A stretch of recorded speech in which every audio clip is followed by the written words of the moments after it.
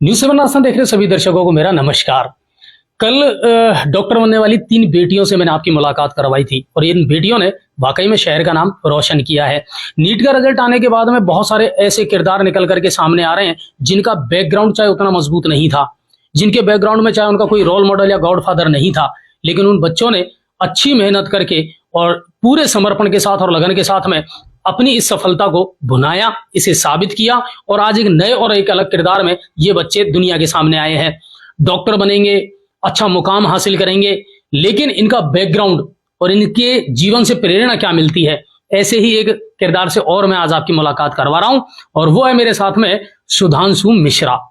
जी हाँ, टोडा भीम का रहने वाला ये छात्र है और बैकग्राउंड के बारे में और बहुत सारी चीजों के बारे में मैं इन्हीं से जानने का प्रयास करूंगा और कम से कम आपको ये पता लगेगा कि किन विपरीत परिस्थितियों में रहकर के इन बच्चों ने स्टडी की है और तब जाकर के ये मुकाम हासिल किया है। सफलता का कोई शॉर्टकट नहीं होता। तो मुलाकात करते हैं सुधांशु से। सुधांशु, पहले तो आप मुझे अपना बैकग्राउंड के बारे में बताइए। आप कहाँ के रहने वाले हैं, पिताजी क्या करते हैं, शुरू में जो स्टडी आपकी रही है किस तरह के आप स्टूडेंट रहे हैं? मैं करौली जिले के टोडाभीम क्षेत्र का रहने वाला हूँ। मेरे पिताजी एक स्टेशनरी की दुकान करते हैं और माँ मेरी एक हाउसवाइफ है। मैंने मेरी स्कूलिंग वगैरह टोडाभीम से ही की है, पहली क्लास से लेकर 12th क्लास तक। अच्छा, प्राइवेट स्कूल में ही पढ़े हैं आप शुरू से? 10th में कितनी परसेंटेज थी? मेरी 10th में 89% थी। 10th में 89% बनी। उसके बाद में जूनियर में जब आप पहुंचे तो सब्जेक्ट क्या लिए? बायोलॉजी। क्या सोच करके? डॉक्टर का सपना था उस समय दिमाग में? यस। क्या सोच रखा था उस समय? डॉक्टर बनना है सोच के लिया था बायोलॉजी सब्जेक्ट। ठीक है, खूब मेहनत की, अच्छी पढ़ाई की। माँ बाप का जो सपोर्ट है वो हमेशा बच्चों के लिए रहता है। अच्छा, पिताजी शॉपकीपर हैं, दुकानदारी करते हैं, तो स्वाभाविक सी बात है उतनी अच्छी या बड़ी फैमिली से हम नहीं मान सकते, मिडिल क्लास एक फैमिली मानते हैं। फादर ने कहा कि एक सपना है, डॉक्टर बनना है, इंजीनियर बनना है, क्या करना है? पापा ने बताया कुछ ऐसा? वो क्या चाहते थे? मेरे दादाजी थे ना, हाँ। उनका ये बचपन से मतलब उनका मेरे जब से मैं पैदा हुआ हूँ उनके मतलब धीरे धीरे मतलब उनका बड़ा ड्रीम हुआ था। उनका ड्रीम था कि एक डॉक्टर बने घर में हमारे हो डॉक्टर। वो कहते थे ना बार बार। हाँ, तो उसी वजह से मतलब मेरे को ये फील्ड में जाने का मेरा मन भी हुआ। फिर वो तो रहे नहीं, पर उनके बाद में अब सिलेक्शन हुआ। अभी वो नहीं है आपकी सफलता देखने के लिए। ये बड़े अफसोस की बात है, लेकिन एक सपना जो है ना वो छोड़ करके गए थे इनकी आंखों में और वो चाहते थे कि सुधांशु के आगे, नाम के आगे डॉक्टर लगे, डॉक्टर सुधांशु मिश्रा, जो लग चुका है।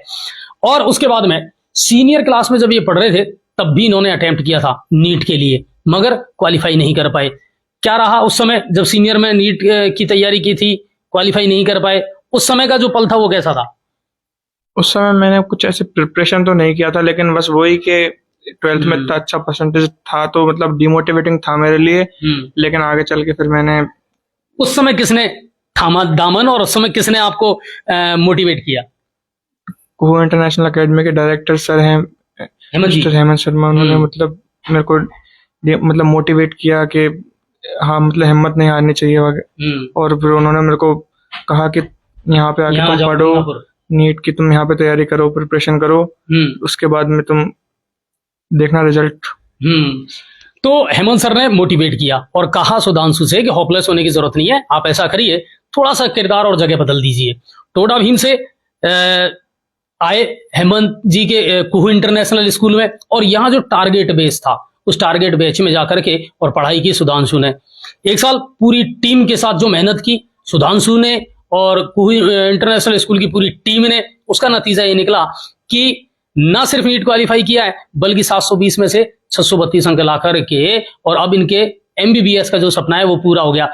टारगेट बैच में तैयारी किस तरीके से यहाँ की फैकल्टी ने आपको करवाई, किस तरीके से वो नोट्स वगैरह है या अदर जो फैसिलिटीज है वो आपको प्रोवाइड करवाते थे, कितनी मेहनत टीचरों की रही? टीचर्स का तो पूरा की पूरा योगदान टीचर्स का ही है, जिन्होंने मेरे को स्टार्टिंग से लेके एंड तक, नीट की डेट तक मेरे को गाइड किया, मेरे को समझाया कि पेपर कैसे अटेम्प्ट करते हैं, अपनी गलतियों को कैसे सुधारते हैं, किस तरह से पढ़ते हैं। सारा के सारा श्रेय मैं टीचर्स को देना चाहता हूँ। मेरा तो बस एक जरिया है कि मतलब मैं सिलेक्ट हुआ हूँ, बाकी श्रेय तो पूरा टीचर्स का ही है इसके ऊपर, क्योंकि टीचर्स ने मेरे को सब कुछ सिखाया है, प्रॉपर गाइड किया, पूरा प्रॉपर गाइड टीचर्स ने किया है। मेरा तो बस पढ़ने का काम था। बाकी अच्छा टीचर्स ने सुधांशु, कितना टाइम देते थे स्टडी को, कितने घंटे पढ़ाई किया करते थे? मैंने कुछ बच्चों से जब इंटरव्यू लिए, वो कह रहे थे साहब सुबह से शाम तक बस स्कूल में, टीचर भी बेचारे हमारे साथ खपते रहते थे, यहीं लगे रहते थे, वो भी घर नहीं जाते थे। तो कहीं ऐसा है कि वो एक स्टडी का एक मेथड ऐसा था कि हाँ सुबह से शाम तक या दिन भर आपको पढ़ाई करनी है? किस तरह का रहता था आपका शेड्यूल? क्लासेस के अलावा 6 से 7 घंटे इनफ है। क्लास के अच्छा। अलावा 6 से 7 घंटे काफी है। अगर ढंग से पढ़ो और कोई मतलब डिस्ट्रैक्शन नहीं हो तो 6 से 7 घंटे बहुत है।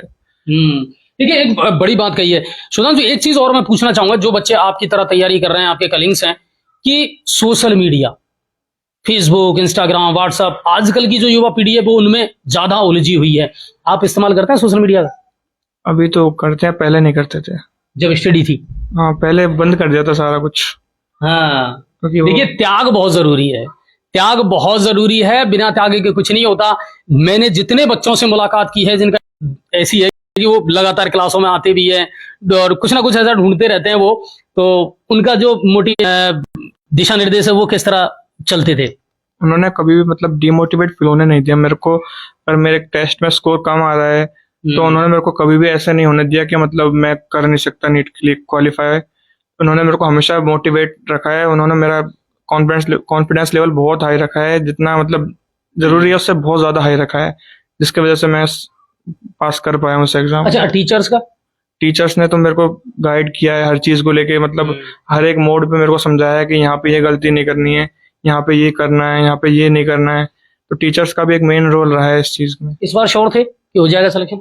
श्योर तो वो एग्जाम देने के बाद ही हुए थे, लेकिन टेस्ट पेपर ने मेरे को इतना कर दिया था कि सिलेक्ट तो मैं होके आऊंगा।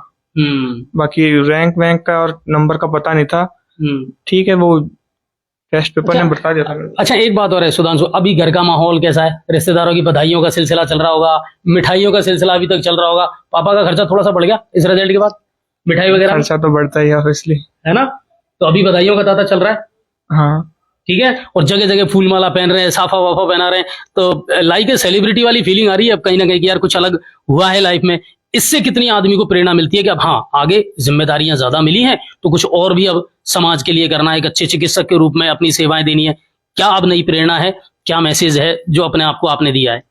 अब ये है कि मतलब पहले की लाइफ में तो आप सिर्फ एक स्टूडेंट थे, अब भी स्टूडेंट रहोगे, लेकिन अब ये है कि आपके मतलब थोड़ा सा आपके दिमाग को भी सोचना पड़ेगा कि हम किस चीज की पढ़ाई कर रहे हैं और हमारा लाइफ स्टाइल क्या होना चाहिए। तो वो चीज को लेके मतलब अब थोड़ा सीरियसनेस आ गई लाइफ में, और तो कुछ नहीं, मतलब सब नॉर्मल रहेगा वो तो। बाकी सीरियसनेस आ गई। अच्छा अब डॉक्टर बन करके 5-6 साल का ये और सफर रहेगा, अभी तो 5-6 साल और मेहनत आपको करनी है। उसके बाद में समाज के लिए एक डॉक्टर के रूप में क्या कुछ आपने सोच रखा है? क्योंकि देखिए पैसा तो सब कमाते हैं, मगर एक इंसानियत के नाते समाज के प्रति हमारी जो ड्यूटी बनती है, कर्तव्य बनता है, उसको लेकर के चलता है उस दिमाग में कि हाँ मैं लोगों की सेवा करूं, अगर मेरे यहाँ से कोई पेशेंट मुस्कुरा करके जाए तो अच्छा लगता है। सोचा ऐसा कुछ? मैं यही सोचा है कि कभी भी मतलब आफ्टर एमबीबीएस कभी भी मतलब हम किसी चीज का मतलब किसी पेशेंट को देखें या उसका इलाज करें तो मतलब वो खुशी खुशी जाए, बस। बाकी ऐसा कुछ नहीं सोचा है इतना कुछ अभी तो। अच्छा किस सेक्टर में जाना चाहोगे? डॉक्टर बनना चाहोगे, मगर किसकी बनना चाहोगे? कार्डियो सोचा है, कार्डियोलॉजिस्ट। ये कल मैंने जिन बेटियों का इंटरव्यू लिया वो भी बस कार्डियोलॉजिस्ट, यानी इनके सपने बहुत बड़े हैं, इनके ड्रीम बहुत बड़े हैं, और सबसे बड़ी बात है इनको अपने आप पे भरोसा है, इनको अपने आप पर ये कॉन्फिडेंस है कि हाँ हम हर मुकाम हासिल कर सकते हैं। और अब यहां से एक नई यात्रा जो है इनकी जीवन की वो शुरू होती है। अभी तो बधाइयों का सिलसिला जो है वो शुरू है, और सुधांशु जो है वो यहाँ नीट का जो टारगेट बेस था कुह इंटरनेशनल का, उसमें रह करके इन्होंने पढ़ाई की और ये अचीवमेंट हासिल किया। वैसे मैं आपको एक बात और बता दूं, स्कूलों में जहां जहां से बच्चों के सिलेक्शन हुए हैं उनका भी खर्चा बढ़ा है। अब आप इस समय जिन स्कूलों में जाओगे ना, वहां फूल माला और मिठाइयों के डिब्बे आपको एडवांस मिलेंगे, क्योंकि उनके लिए भी खुशी का पल है कि उनकी मेहनत रंग ला रही है और ये बच्चे जो हैं वो उनका नाम रोशन कर रहे हैं, और ये अच्छी बात है। जो बच्चे नीट की तैयारी कर रहे हैं कई बार होपलेस हो जाते हैं, उनको क्या मैसेज देना चाहोगे भाई? किस तरह तैयारी करनी है और दिमाग कितना स्ट्रेस फ्री रखना है? दिमाग को तो बिल्कुल स्ट्रेस फ्री रखना है। स्ट्रेस लेना है तो इस चीज का कि मैंने आज पढ़ाई की है तो स्ट्रेस फ्री रहना है, पढ़ाई नहीं की तो स्ट्रेस लेना है उस चीज का। तो पढ़ाई की बात ऐसी, अगर डिमोटिवेट फील करो पढ़ाई को लेके तो टीचर्स से आप बात कीजिए, बहुत बढ़िया, या नहीं तो फिर आपके पेरेंट्स से बात कीजिए, लेकिन डिमोटिवेट फील नहीं करना है। मतलब और डिमोटिवेट फील करोगे तो आपका ही टाइम वेस्ट होगा आप ही को नुकसान है, उससे किसी और को नुकसान तो होगा भी नहीं। बिल्कुल, और पढ़ाई को एंजॉय करो, अब सबसे पढ़ाई बड़ी को एंजॉय तो करना ही है ना, और सोशल मीडिया से दूर रहना। दूर रहें। अच्छा, दोस्तों का कितना योगदान रहता है? दोस्तों का इतना कि अभी तो मतलब इतना कि दोस्त सारे बिछड़ गए? बिछड़े तो नहीं हैं, लेकिन इस एक साल में कम से कम दोस्त यारी रिश्तेदारी सारी चीजों को, क्योंकि एक ही फोकस था कि नीट में सेलेक्ट होना है, तो अब अगर दोस्त कोऑपरेट करे ना कि पढ़ाई में मतलब तुमको मतलब कोई सहयोग करे तब तो दोस्त बनाओ, वरना तो दोस्त की भी जरूरत नहीं है। और दोस्त अगर आपके हैं तो दोस्त कभी बिछड़ते नहीं है। यस, ये बड़ी बात है कि दोस्त वो हो, साथी वो हो जो आपको अच्छी एडवाइस दे और आपका साथ दे। दोस्त वो ना हो जो आपको गलत रास्ते पर लेकर के जाएं, वो फिर दोस्त नहीं हो सकते। ठीक है, तो ये बहुत ऐसी अहम चीजें हैं जो आपको जानना जरूरी है। वो बच्चे जो नीट की, आईएएस की, आरएएस की, जिनके सपने बहुत बड़े हैं, लेकिन सपने इतनी आसानी से पूरे नहीं होते सर। बहुत समर्पण करना पड़ता है, बहुत त्याग करना पड़ता है, और दूसरी बात फोकस करना पड़ता है, तब आप गोल अचीव कर सकते हो। नेवर इम्पॉसिबल, कुछ भी आप अचीव कर सकते हो। बहुत बहुत धन्यवाद आपका, और हमारी ओर से भी सुधांशु को बहुत बहुत बधाई। ये भविष्य में अच्छे डॉक्टर बने, समाज की सेवा करें, और कुहू इंटरनेशनल टीम की पूरी जो फैकल्टी है उनको भी हमारी ओर से बधाई कि आपकी मेहनत रंग लाई है। इसी तरह मेहनत करवाते रहें, और ये जो हीरे हैं ना जो छुपे पड़े हैं, इनकी चमक को तराश करके और दुनिया को रोशन करने का प्रयास जरूर करें। इसी तरह के जो किरदार हैं, ऐसे जो बच्चे हैं, इनसे आपकी मुलाकात न्यूज़ 7 राजस्थान पर मैं लगातार करवाता रहूंगा। बहुत बहुत धन्यवाद, और हाँ, शेयर ज्यादा से ज्यादा करना ताकि और लोगों के लिए भी सुधांशु मिश्रा की ये कहानी प्रेरणा बन सके।